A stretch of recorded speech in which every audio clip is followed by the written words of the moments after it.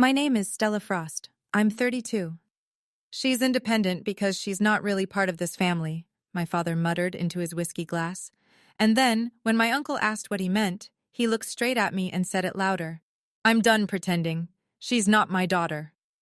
31 guests. Thanksgiving dinner. My grandmother's house. That was last November. My stepmother was already holding a tissue before he even opened his mouth. I didn't notice that detail until later. What I noticed was the silence, and then the chaos. A fork dropping. My 7-year-old cousin asking, "Why is Uncle Richard yelling?" 2 aunts standing up to clear plates because they didn't know what else to do. But what none of them knew, what my stepmother had spent 2 years making sure no one would ever find, was sitting inside a dusty shoebox in the hallway closet, 10 feet from where I sat. My grandmother had put it there before she died. She told me once, "Don't go looking for trouble. But if trouble comes to you, that's where your answer is." Before I go on, please take a moment to like and subscribe, but only if you genuinely connect with this story. Drop your location and local time in the comments. I'd love to know where you're listening from. Now let me take you back 19 years, to the week my mother was buried, and the first time everything started to change. I was 13 when we buried my mother. Ovarian cancer. 8 months from diagnosis to funeral. I remember standing at the edge of the casket in a black dress my mother had picked out for my 8th grade dance because nobody thought to buy me something for a funeral. My father stood 3 feet to my left. He didn't reach for my hand. He didn't look at me. He stared at the coffin like it owed him something. My grandmother Eleanor was the one who held me. She pressed my head into her wool coat and whispered, "Breathe, sweetheart. Just breathe." Her hands smelled like lavender and cold cream. I held on to her until the cemetery workers told us it was time to leave. 4 months later, my father brought a woman home. "This is Diane he said. "A friend from work." Diane had a daughter, Lauren, 9 years old, blonde curls, front teeth still coming in. She smiled at me like we were going to be best friends. My father picked Lauren up and carried her to the car. He hadn't carried me since I was 8. Within 6 weeks, Diane moved in. Within 8, my bedroom on the 2nd floor, the one with the window that looked out over the maple tree my mother planted, became Lauren's.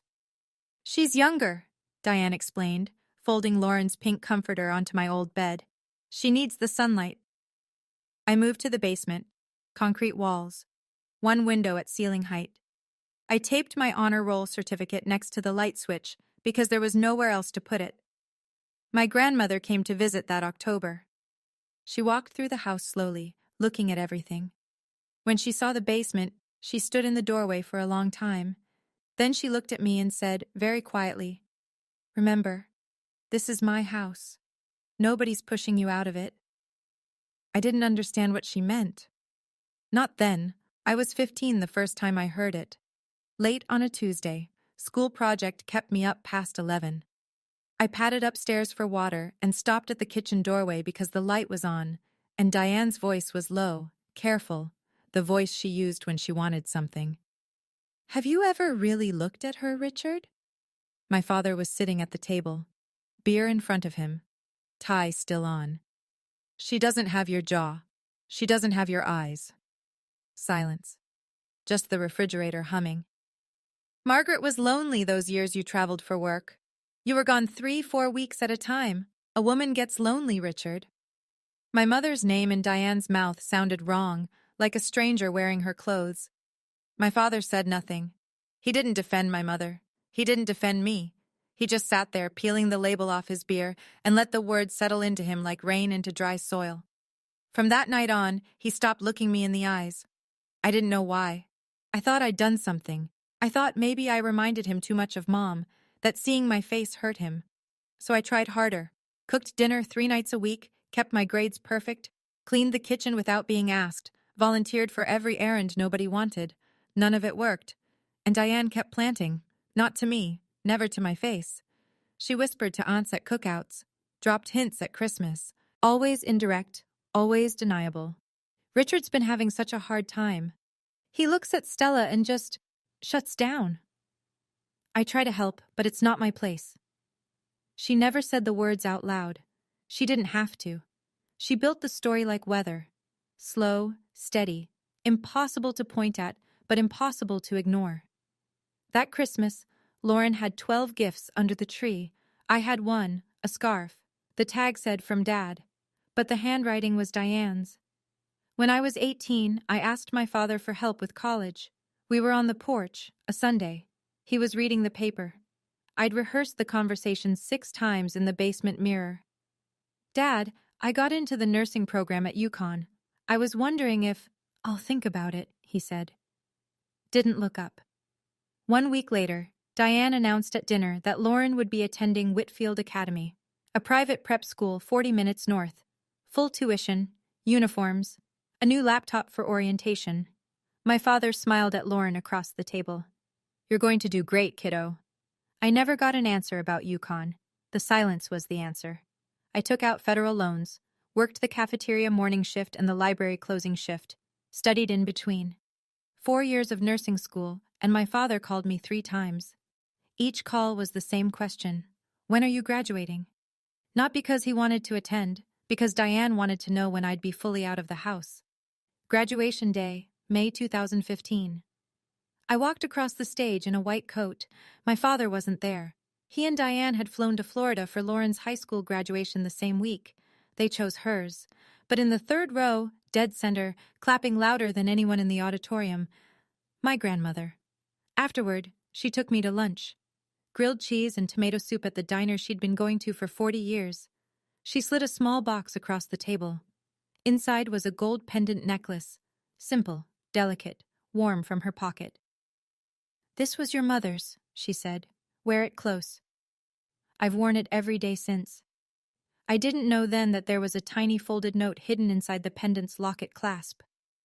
I wouldn't learn about that for another 4 years, when my grandmother sat me down and told me the truth about everything. My grandmother died on a Thursday in March, 2 years before the Thanksgiving that changed everything. I found out 2 days late. My phone rang Saturday morning, Aunt Ruth, voice shaking. Honey, Eleanor passed Thursday night, peacefully, in her sleep. When's the funeral? Silence. Then. It was yesterday, Stella. I drove 6 hours. When I got to the house, my grandmother's house, the one she'd lived in for 51 years, the one where 3 generations of Frosts had eaten Sunday dinners, the funeral flowers were already wilting on the porch. Diane opened the door. Oh, Stella, we tried to call. She hadn't tried. I asked to go into my grandmother's room, just to sit, just to be near her things. Diane stepped into the doorway. Not blocking, positioning. Eleanor's things are being sorted. We'll let you know if there's anything for you. I looked past her into the kitchen. On the counter, half hidden under a grocery circular, I saw a manila envelope. The return address read, Alderman and Associates, in dark blue type. A law office. Diane followed my gaze. Her hand moved, casual, practiced, and slid the envelope under a stack of mail. Like tidying up. Like nothing. When's the will being read? I asked. There's no formal reading, Diane said. Richard spoke with the lawyer. Eleanor left the house to him, that's all. Relatives filtered through that week. Nobody questioned it. Richard was the only son. It made sense. But driving home, I kept hearing my grandmother's voice from years ago, standing in that basement doorway. This is my house. I passed the hallway closet on my way out. My hand touched the doorknob, held it for a second. Then I let go. I thought my grandmother was gone. I thought whatever she'd been keeping didn't matter anymore. I was wrong about that too. I need to go back 3 years before my grandmother died, to 2019, to the day she told me the truth. My grandmother was 77 that year and sharp as a blade. She organized a family health screening. Heart disease ran deep in the Frost line. Her husband, my grandfather, had died of a massive coronary at 61. She wanted everyone tested. She booked a Saturday at Dr. Perkins' family practice. Richard came. I came. Aunt Ruth drove up from Hartford. A few cousins. We all gave blood and saliva samples for a cardiac risk panel. Richard signed his consent form between bites of a donut from the waiting room. Routine. Uneventful. 2 weeks later, my grandmother asked me to come to her house. Alone. She was sitting at her kitchen table with 2 cups of tea already poured. She looked at me the way she always did. Like she could see every version of me, 13 and 27 and 40, all at once. "I've heard what Diane's been telling your father," she said. "About your mother. About you." My stomach dropped. "It's not true, Stella. None of it. Your mother was faithful. She was good. And I have proof." She told me she'd asked Hartford Genomics to run a paternity test from the health screening samples, mine and Richard's. I had given my sample willingly, and she'd requested the additional test with my knowledge now, sitting right here, asking for my consent. "Do it," I said. I didn't hesitate. 3 weeks later, the result came back. Probability of paternity, 99.998%. My grandmother sealed the result in an envelope with a letter she'd already written. She put both inside a blue shoebox, along with a photocopy of a document I didn't fully understand yet. She told me where she was hiding it, behind her old shoes in the hallway closet. "Don't go looking for trouble," she said, "but if trouble comes to you, that's where your answer is." She wanted to confront Diane herself. She had a plan, but she wanted to wait for the right time. "If we go to them now, Diane will spin it. She'll make your father choose, and right now, he'll choose her." My grandmother died before the right time came, and I kept my promise. I didn't open the box. I prayed I'd never have to. 3 weeks before last Thanksgiving, my phone buzzed with a text from Lauren. That alone was strange. Lauren and I weren't close. We weren't enemies either, just two people who'd lived parallel lives in the same house without ever really knowing each other. She texted me maybe twice a year. Birthday, Christmas. That was it. "Dad wants everyone there this year. Big dinner. He said to make sure you come." I read it 3 times. Something about the phrasing, "make sure you come," sat wrong. It sounded less like an invitation and more like a summons. I called Aunt Ruth that evening. "I got a strange text from Lauren," I said, "about Thanksgiving." Ruth was quiet for a moment, then, "I've been hearing things, Stella. Diane's been in Richard's ear more than usual, about you, about the house." "What about the house?" "A friend of mine, Gail, the realtor over on Birch Street, told me Diane called her last week, asked her to come do a walkthrough, evaluation." My stomach went cold. "She's trying to sell it." "She's trying something," Ruth said. I sat on my apartment floor and stared at the wall. The pieces started clicking together. Diane wanted the house sold. But if my grandmother's codicil mentioned me, and I was starting to believe it did, then Diane needed me out of the picture first. Not legally, emotionally. She needed me so humiliated, so broken, that I'd never come back to claim anything. "Eleanor told me about that box too," Ruth said quietly. "She said if things got bad enough, I should remind you." "I remember where it is." "Then go to Thanksgiving, Stella. But go early." I almost said no. I almost stayed home and let them have their dinner and their lies. "And Ruth?" "I'm coming too," she said. "I wasn't invited, but I'm coming, because I promised your grandmother." Thanksgiving Day. I pulled into the driveway at 2:30, a full half-hour before guests were expected. The November air was sharp, and the house looked like a magazine cover. Diane had hired someone to hang garlands across the porch railing. White lights threaded through the boxwoods, a wreath on every window. It looked beautiful. It looked like a stage. I walked up the porch steps carrying a bottle of wine, like every year. Simple burgundy knit dress, my grandmother's pendant against my collarbone, hair down, no armor except the truth I was praying I wouldn't need. Diane opened the door before I knocked. "Stella, so glad you could make it, sweetie." She pulled me into a hug, held my shoulders a beat too long. Her smile was wide, but her eyes were scanning, checking me, reading me, the way she always did. Then she steered me left toward the kitchen. "Come help me with the cranberry sauce." I looked right as we passed the hallway. The closet door, plain white, brass knob, was 8 steps away. I could see the edge of the shoe rack through the gap under the door. 8 steps. But Diane's hand was on my back, guiding me in the other direction. In the kitchen, caterers were plating appetizers. Diane had gone all out, chafing dishes, cloth napkins, real silver. This wasn't a family Thanksgiving. This was a production. I glanced through the kitchen doorway into the living room. Richard sat in the recliner by the window, staring at nothing. A glass of Maker's Mark in his hand, at 3 in the afternoon. "Hi, Dad."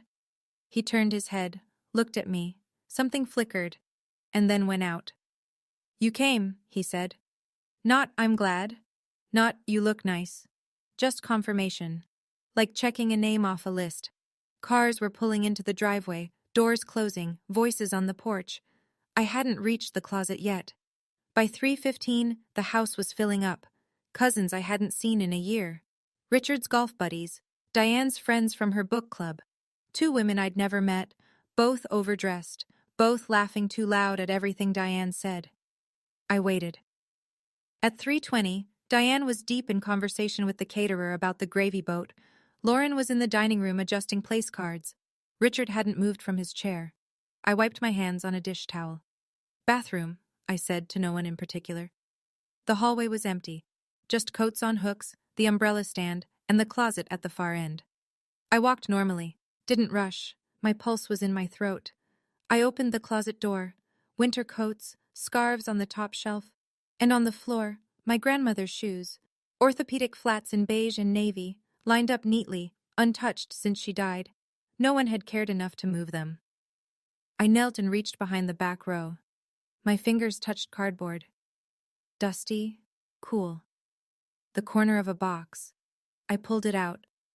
Faded blue. A Nike logo half worn off the lid. It looked like nothing. An old shoebox that belonged in a donation pile. That was the point. My grandmother had hidden the most important thing in the most ordinary place. Something inside shifted when I tilted it. Light, paper, footsteps. Lauren appeared at the end of the hall. "Oh, hey Stella, you okay?" I slid the box back. "Yeah, just looking for a hanger for my coat." She nodded and moved on. I counted to 10, pulled the box out again. This time, I didn't put it back. I tucked it behind my grandmother's old winter coat, the long wool one that still hung on the far hook, still carrying a ghost of her lavender perfume. I closed the closet door and walked back to the kitchen. Diane looked up from the stove. "You were gone a while." "Line for the bathroom." She studied me for 1 second, then turned back to the turkey. My heart was hammering, but the box was safe, and I was praying, hard, that I'd never have to open it. At 4 o'clock, Diane called everyone to the table, and I saw what she'd done.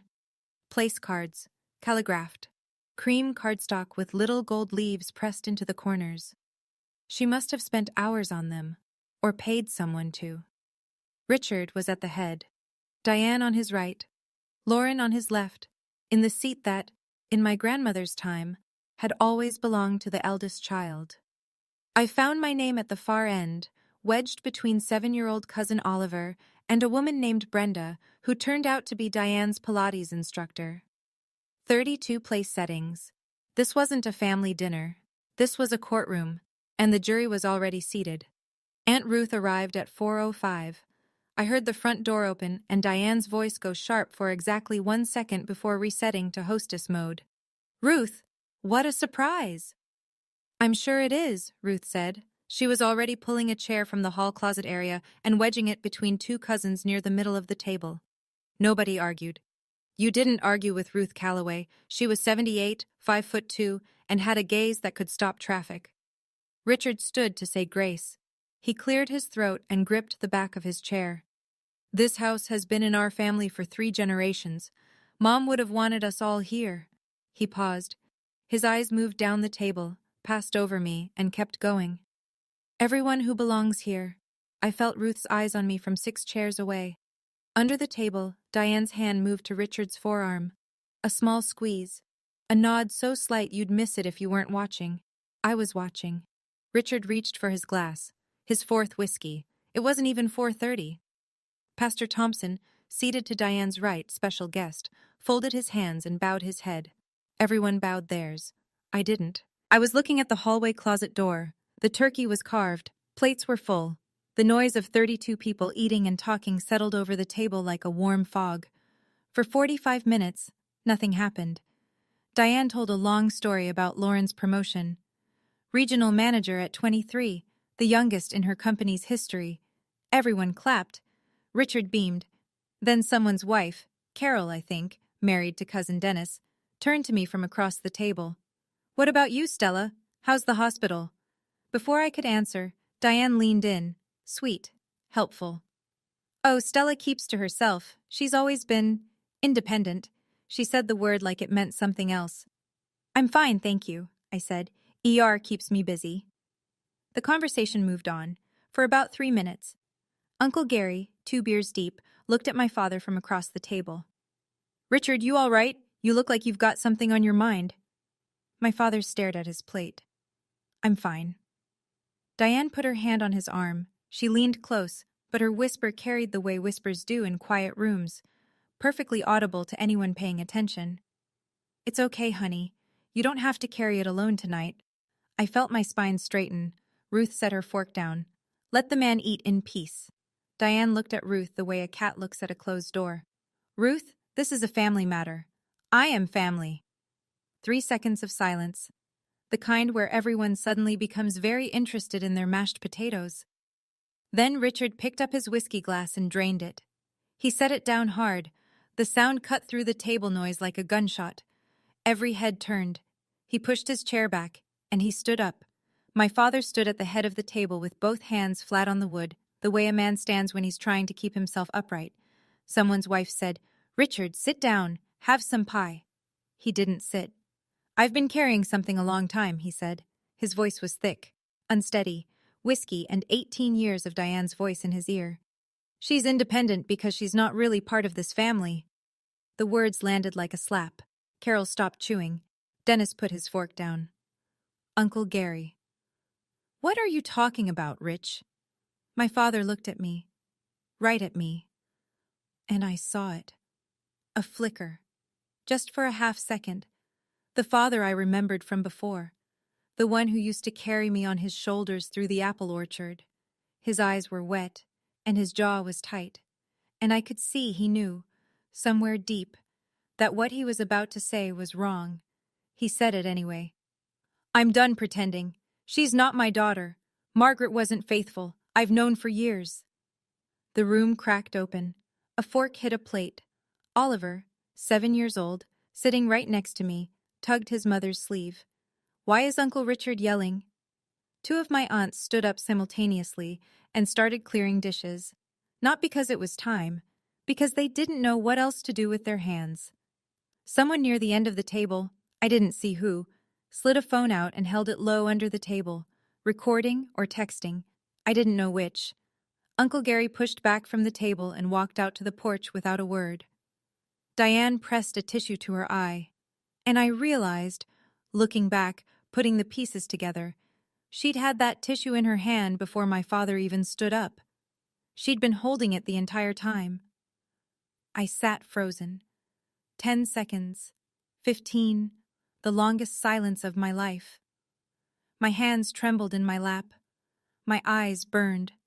The whole room was watching me, waiting for me to cry, to scream, to run.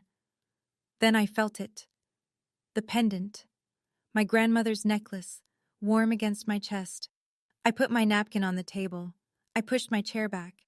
The legs scraped against the hardwood, and in the silence, it sounded like a door opening. I stood up. My voice came out quieter than I expected. Steadier, too. Not because I was calm, because everything inside me had gone still the way the air goes still before a storm. "If we're being honest tonight, Dad, then let's all be honest." I stepped away from my chair. The room tracked me. 31 pairs of eyes, forks suspended, napkins frozen mid-dab. My shoes on the hardwood were the only sound. 1 step, 2 steps, past the empty chairs, past Cousin Dennis and his wife, past Diane's Pilates instructor, who was already reaching for her purse. "Stella, where are you going?"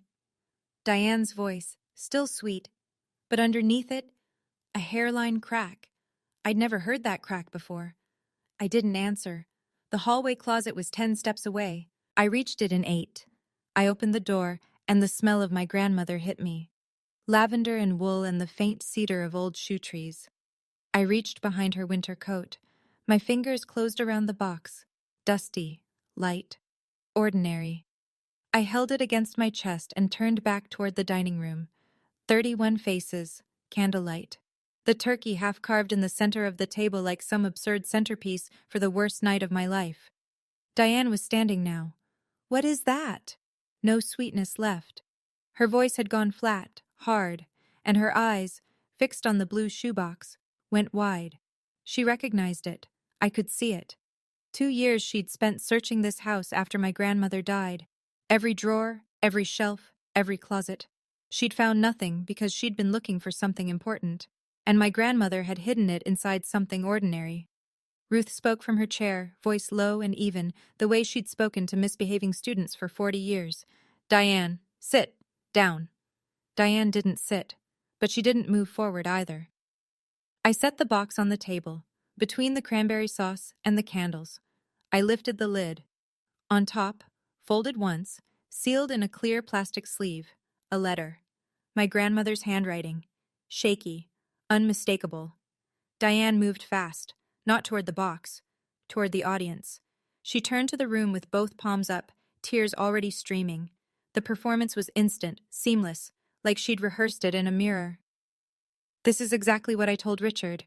She came here with a plan. Her voice climbed. She has been jealous of Lauren since day one. She can't stand that this family moved on without her. She pressed the tissue to her throat, a gesture of delicacy, of suffering. I have given 18 years to this family. 18 years. And this is what I get? A few people shifted in their seats. Brenda, the Pilates friend, nodded sympathetically. But most of the table was looking at the box, not at Diane. Maybe we should all just... one of my aunts started. I am calm, Diane snapped. The mask slipped for exactly 1 second.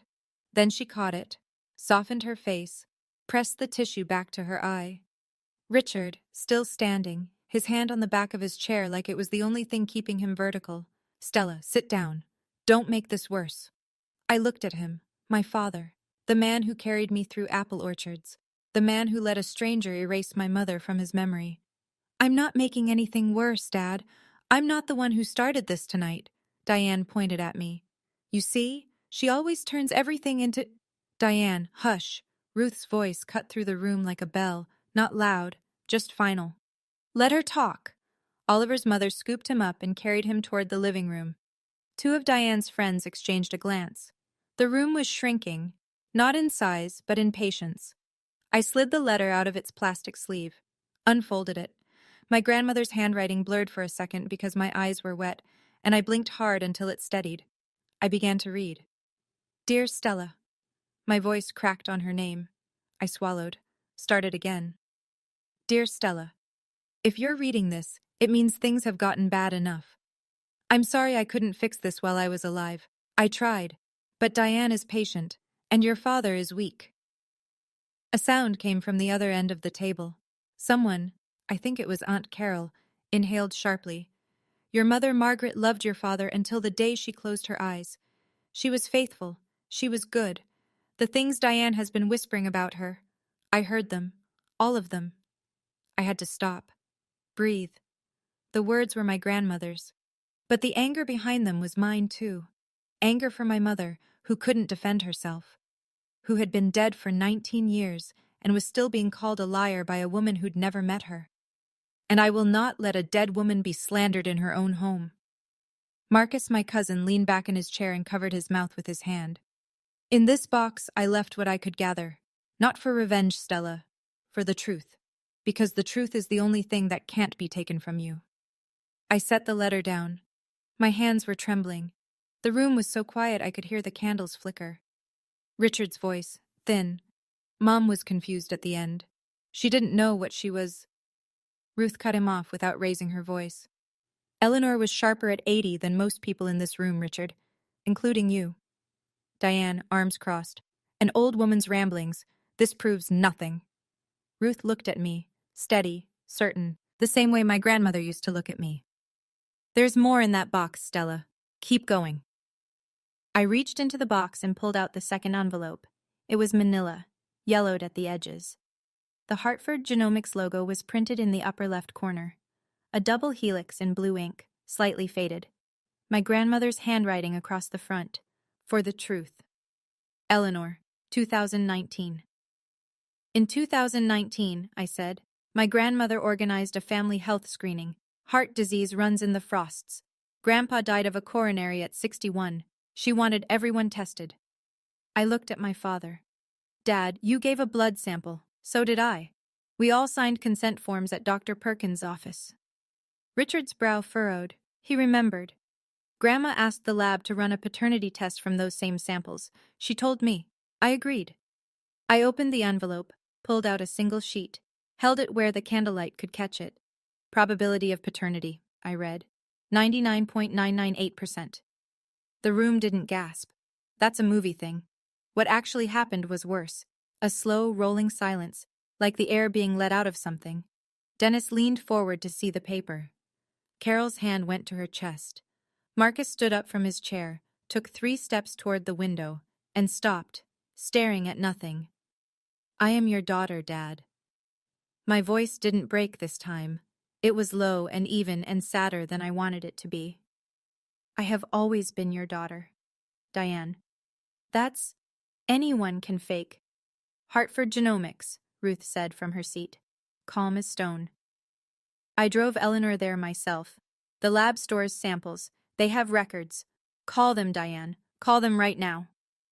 I set the paper on the table, face up, next to the cranberry sauce. This isn't a court document, I said, but it's from a certified lab with stored samples, and if anyone in this room has doubts, Dad, you can walk into any clinic tomorrow and we'll do it again. I'll pay. Nobody spoke. My father was staring at the paper like it was a mirror showing him something he didn't want to see. My father picked up the lab report. His hands shook so badly the paper rattled. He read it again. Then he set it down and looked at Diane. Not the way a husband looks at a wife. The way a man looks at a locked door he's just realized he built himself. You told me? His voice was barely a whisper. You told me she wasn't mine. Diane's chin lifted. Richard, I believed it. Margaret was my wife. The word came out of him like something torn loose. 2 of the aunts froze mid-step in the kitchen doorway, plates in hand. And Stella is my daughter. And I just... in front of everyone, He sat down, not deliberately. His legs just gave. He put his head in his hands. His shoulders shook. I stood 6 feet away, close enough to touch him. Every instinct I'd built over 18 years, be good, be patient, go to him, make it easier, pulled at me like a current. My feet wanted to move. My arms wanted to reach out. I didn't move. For the first time in my life, I chose myself first. Lauren's chair scraped back. She stood without looking at anyone, walked to the front door, and disappeared onto the porch. The door clicked shut behind her. Diane was still standing, still performing. But the audience had turned. Richard, she's manipulating. Stop. One word. My father said it without lifting his head from his hands. One word aimed at the woman he'd chosen over me for 18 years. But sitting in that dining room, watching him crumble, I didn't feel victory. I felt the weight of all the years that word came too late. 18 years too late for one syllable. The candles flickered, the turkey sat untouched. And I still had one more thing in the box. I reached into the box one final time. The last item was a photocopied document, 4 pages, stapled at the corner, with my grandmother's handwriting in the margin. Original, at Alderman and Associates. This is a copy, I said. The original is with my grandmother's lawyer, but this is what she wanted everyone to know. I read the relevant section aloud. My voice was steady now, not because I wasn't shaking inside, because my grandmother's words deserved to be heard clearly. I, Eleanor Marie Frost, being of sound mind, hereby amend my last will and testament with the following codicil. I leave the family residence at 14 Maple Hill Road to my granddaughter, Stella Margaret Frost, in full and unconditional ownership. Someone whispered, "Oh my God." I didn't see who. The codicil states the reason, I continued. My son Richard has been unduly influenced in his decisions regarding his firstborn. I leave the family home to Stella to ensure she always has a place. Diane went white. Not red. White. The color left her face like water draining from a sink. That's not valid, she said. Richard told me Eleanor left everything to him.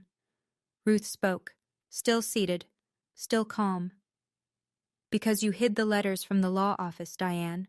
Mr. Alderman sent 2 notification letters to this house. Neither one was answered. She paused.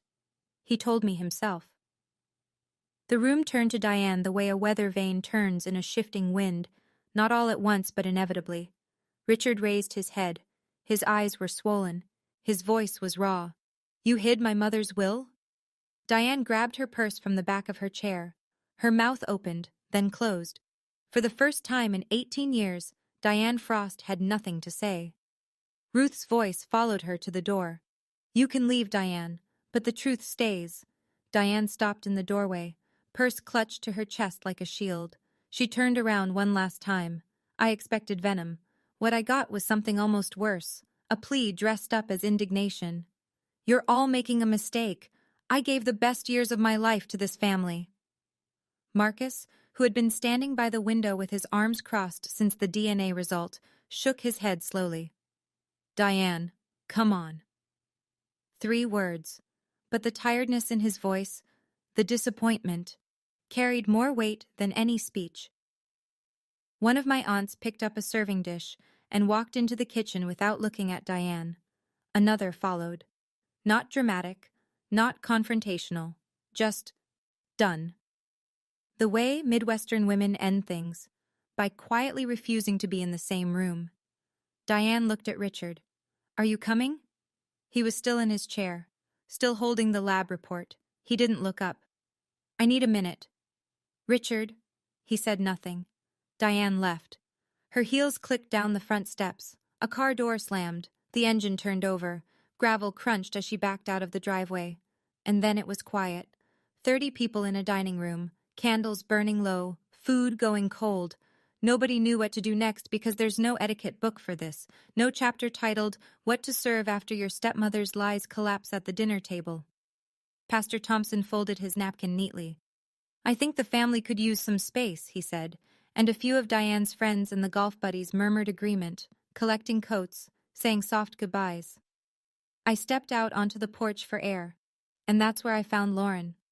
She was sitting on the top step, elbows on her knees, staring at the driveway where her mother's taillights had just disappeared. She wasn't crying for Diane, I could tell. She was crying for the thing underneath, the realization that the life she'd been living, the family she thought she had been built on a foundation her mother had been pouring poison into for 18 years. And the foundation had just cracked. By 7 o'clock, the house was nearly empty. A few relatives lingered in the kitchen, wrapping leftovers in foil, speaking in low voices. Ruth washed dishes at the sink like it was any other Thursday. Steady hands, warm water, no wasted movement. I sat on the bottom step of the staircase with my phone in my hand. I'd already dialed the number printed on the codicil's cover page. Gerald Alderman, attorney at law. It rang 4 times. Voicemail. An older man's voice, unhurried. You've reached the office of Gerald Alderman. We are closed for the holiday. Please leave a message and we will return your call on the next business day. I pressed the phone to my ear and tried to keep my voice even. Mr. Alderman, this is Stella Frost, Eleanor Frost's granddaughter. I found the box. I need to speak with you. Please call me back. I hung up, stared at the screen. Nothing. The confirmation would have to wait. Richard was still at the dining table, alone now. The place settings had been cleared around him, but he hadn't moved. He looked like a man sitting in the ruins of something he'd helped demolish. I walked past him toward the stairs. Stopped. I'm staying here tonight, Dad. In Grandma's room. We'll figure out the rest later. He looked up. His eyes were bloodshot and old. Older than 58. Stella, Not tonight, Dad. I gripped the banister. Not tonight. I climbed the stairs to my grandmother's room, opened the door. Lavender. The quilt she'd had since 1987. On the bedside table, a framed photo of my mother, young and laughing in the backyard garden. Diane had stripped every other photo of Margaret from this house, but she'd never entered this room. I lay on my grandmother's bed, held the empty blue shoebox against my chest. It had done its job. But I didn't sleep, not because of the silence, because of the question circling my head like a bird that wouldn't land. Why did it take 18 years and a piece of paper for my father to look at me? My phone rang at 8:14 the next morning. I was already awake. Hadn't really slept. The room was cold and gray, the way New England mornings are in late November. I picked up on the second ring. "Ms. Frost? This is Gerald Alderman. I received your message." His voice was warm, measured, the voice of a man who'd practiced law for 40 years and never once rushed through a sentence. "I've been expecting this call," he said. "Not today specifically, but eventually. Your grandmother told me it would come." I sat up, pulled the quilt around my shoulders. "Is it real? The codicil? Is it valid?" "It is. Eleanor executed it in my office on September 14th, 2020. 2 witnesses, both members of my staff, neither related to the family, notarized. She also signed a capacity declaration, and I personally documented her mental acuity at the time of signing." He paused. "I sent 2 notification letters to the house after her passing. Neither was returned. Neither was acknowledged. I suspected interference, but I had no proof until now." "Diane intercepted them," I said. "That's consistent with what I suspected, and it's something the probate court will take seriously." I exhaled. The air left my chest in a way that felt like something unclenching. What do I do now? "Come to my office Monday. We file the transfer through probate. It may take a few weeks, possibly a couple of months, but the documentation is thorough, Stella. Your grandmother made certain of that." I looked out the window, the backyard, my mother's garden, overgrown now, mostly dead stalks and bare soil. But the boxwood border she'd planted 25 years ago was still standing. "Thank you, Mr. Alderman." "Don't thank me." A pause, a softening. "Thank Eleanor. She did all the hard work."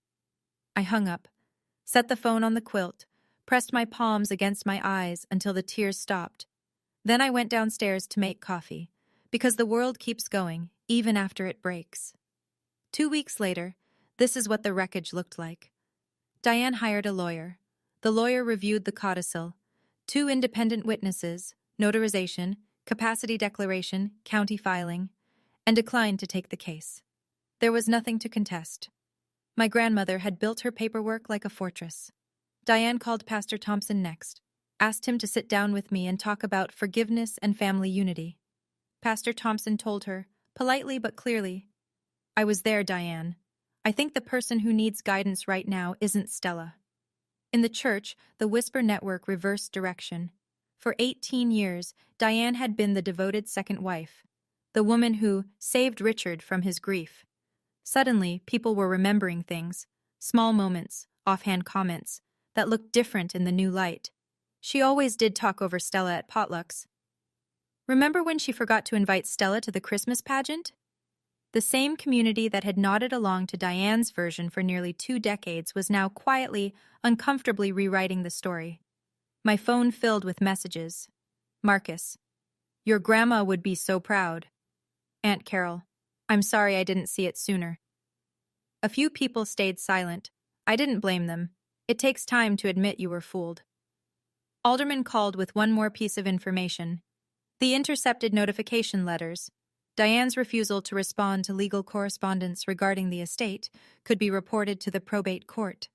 The court could sanction her, potentially bar her from any involvement in future estate proceedings.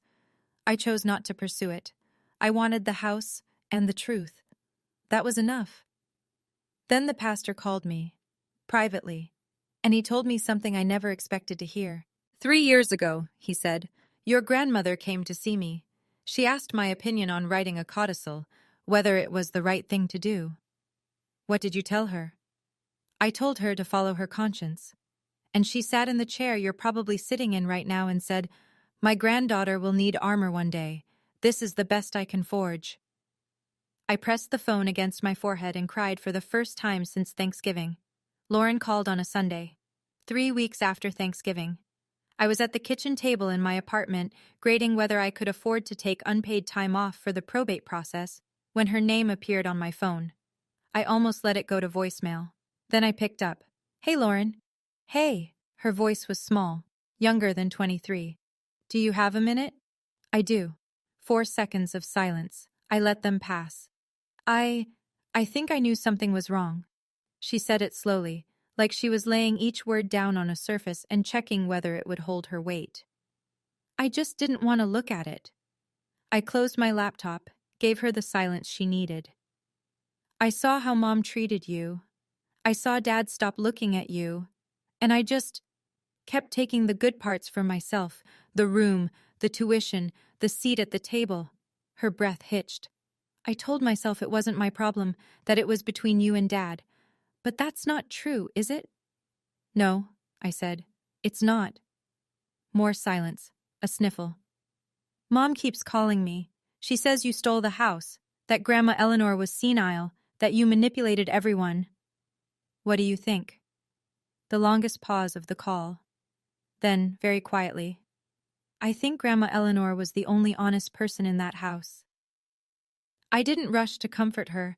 I didn't pile on either. She was 23, and the story she'd lived inside, the one where her mother was the hero and I was the difficult outsider, had collapsed. That kind of reckoning doesn't need advice. It needs space. I appreciate you saying that, Lauren. That took something. I don't know what happens now. I'm not going to tell you what to do about your mom. That's your road. But if you ever want to talk, just you and me, no sides, I'll pick up. Okay. Okay. We hung up. It was the shortest and most honest conversation we'd ever had. My father asked to meet at a coffee shop. Neutral ground. I agreed. He was already there when I arrived. Corner booth, untouched Americano, both hands wrapped around the mug like he was trying to warm himself from the inside. He looked 10 years older than he had at Thanksgiving. I went through old photos last night, he said, before I even sat down. You have my mother's eyes. You have Margaret's smile. He swallowed. How did I let myself forget that? I took off my coat, hung it on the hook, sat down across from him. You didn't forget, Dad. You chose to believe someone else. He flinched. Not dramatically, just a small contraction around the eyes, like sunlight hitting a wound. She started 6 months after the wedding, he said. Diane. She told me she'd found old messages in Margaret's phone. Said she didn't want to hurt me, but she thought I deserved to know. He stared into his coffee. Margaret was gone. She couldn't tell me it wasn't true. There it was. The cruelest part of Diane's entire strategy. She'd attacked someone who couldn't fight back. You could have done a DNA test any time in 18 years, Dad. $100, 3 days. I was afraid. You weren't afraid the answer would prove her right. I kept my voice level. I owed him that. You were afraid it would prove her wrong, because then you'd have to face what you did to me. The coffee shop hummed around us. A blender, a laugh. Normal life, carrying on. I'm sorry, Stella. I'm not ready to forgive you yet, Dad. Maybe someday. But not because you say sorry today, because you actually change. He nodded. He didn't argue. That was something. The house is mine now. Grandma made sure of it. I'm not selling it. I'm not kicking you out. I zipped my coat. But Diane's lies are not welcome in that house anymore. And if you want to be in my life, you have to earn it, starting now. I left money for both coffees on the table, walked to the door, didn't look back, not out of cruelty, out of self-preservation.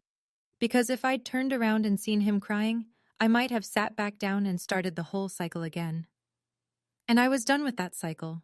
1 month after Thanksgiving, the probate paperwork was moving. Alderman said everything was straightforward. A few more weeks, maybe 2 months, and the title transfer would be final.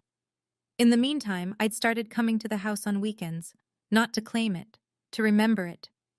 I spent a Saturday cleaning my grandmother's room. In the closet, I found 3 shoeboxes, the ordinary kind, not the blue one, filled with photographs. Stella at 2, on Richard's shoulders at the county fair, Margaret in the garden, dirt on her knees, laughing at whoever was behind the camera, Eleanor holding me on graduation day, her face split into the widest grin I'd ever seen on her. I carried the photos downstairs. The living room wall, the one above the fireplace, was bare. Diane had replaced every family photo with her own choices years ago, landscapes, generic prints, nothing with a face. I hung Margaret's photo first, center of the wall. My mother, 30 years old, standing in the backyard with sunlight in her hair. Then Eleanor beside her. Two women who loved me when the world made it hard to. I called Ruth from the kitchen. Thank you, Aunt Ruth, for keeping your promise. Oh, hush. Her voice cracked anyway. She'd be so proud, sweetheart. You didn't just stand up for yourself. You stood up for Margaret, too. Richard was still in the house, sleeping on the ground floor. Stella's condition. Diane does not set foot in this home. He'd agreed without argument. He'd started seeing a therapist. Pastor Thompson had made the referral. Whether it would change anything, I didn't know. That was his road. I sat on the porch that evening. December cold. Hot tea. The same porch where my grandmother had sat for 51 years. In her nightstand drawer I'd found one last piece of paper. Not a legal document. Not evidence. Just a note in her handwriting. Stella, the house is just wood and walls. You are the home. Love, Grandma. I folded it up and put it in my wallet, behind my driver's license, where I could feel it every time I reached for something ordinary. I didn't win that night. There's no winning when your father calls you a stranger in front of your whole family. But I stopped losing. I stopped letting silence be mistaken for acceptance. I stopped letting someone else's lies define who I am. I stopped setting myself on fire to keep their house warm, and it turned out the house was mine all along. If you're listening to this and you recognize something, the favoritism, the whispers, the feeling of being erased inside your own family, I want you to know you're not crazy. It's real, and you don't have to earn the love you were owed from birth. My grandmother taught me that. Not with a lecture, not with a confrontation, with a blue shoebox hidden behind her old shoes, with a letter that defended my dead mother's honor, with the truth she was brave enough to save when I was too young to save it myself. Here's what I've learned, now that the dust has settled and I can see